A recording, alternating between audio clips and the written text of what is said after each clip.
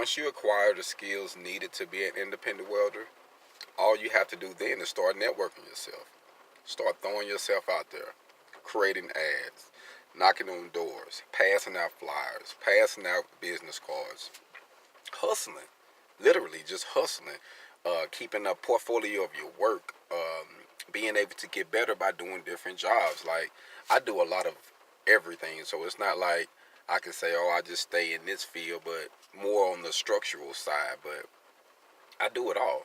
So when you're trying to get on your feet, don't have any limitations because you're trying to get your money right. And a lot of us, we're trying to get out of debt. Um, we're trying to get from bad credit situations so that way we can be able to be more financially stable. So I get it.